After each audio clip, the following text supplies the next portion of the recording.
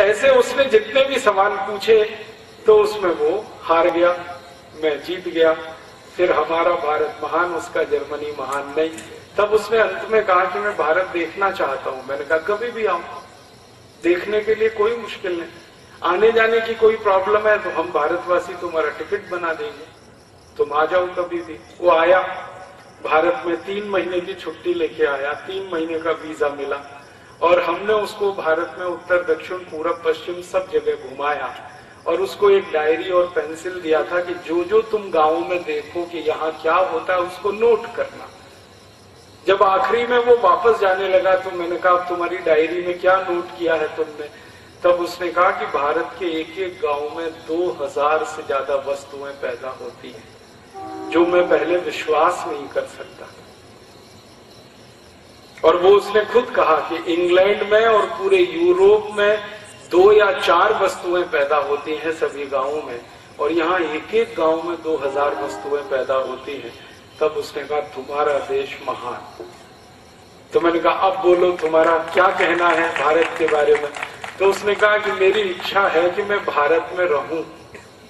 तो मैंने कहा सिटीजनशिप नहीं मिलेगी तुम्हें। तो कहने लगा वो क्या करना पड़ेगा? मैंने कहा भारत में जन्म लो। कहने लगा उसके लिए क्या करना पड़ेगा? तो मैंने कहा हिंदू हो जाओ। कहने लगा क्यों? मैंने कहा तुम्हारी क्रिश्चियनिटी में तो पुनर्जन्म होता नहीं, तुम तो ईसाई हो ना, और ईसाइयत में पुनर्जन्म होता नहीं। पुनर्जन्म तो इस्लाम में भी नहीं होता। पुनर्जन्म तो सिर्फ सनातन भारतीय जो मान्यता है इसमें होता है। फिर थोड़ा झगड़ा करने लगा वो, तो मैंने उसको शांत किया कि भैया तुम्हारे ईसा मसीह को अभी तक पुनर्जन्म नहीं हुआ, तुम्हें कैसे हो जाएगा?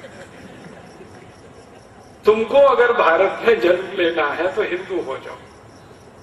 तो कहने लगा ये तो बड़ा मुश्किल है। मैंने कहा बहुत आसान है, हम तुम्हारे ऊपर थोड़ा गंगा जल छिड़केंगे और तुम्हारा नाम बदल देंगे, इतना सही है, इससे ज्यादा कुछ नहीं करने वाले।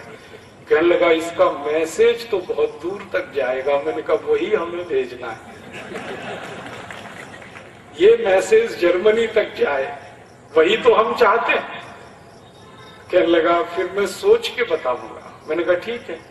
फिर जाते जाते वो यही कह के गया कि मैं जीसस से प्रार्थना करूंगा कि अगला जन्म भारत में मिले। मैंने कहा वो प्रार्थना तुम्हारी नहीं स्वीकार होगी, क्योंकि ईसाइयत में पुनर्जन्म होता ही नहीं है। पुनर्जन्म वाली एक ही दुनिया में सभ्यता है जिसको हम भारतीय सभ्यता कहते हैं। ये भारत की विशेषताओं में से एक है। मैंने कहानी के माध्यम से आपको कई चीजें बता दी कि भारत में बहुत कुछ ऐसा होता है जो दुनिया में कहीं नहीं होता।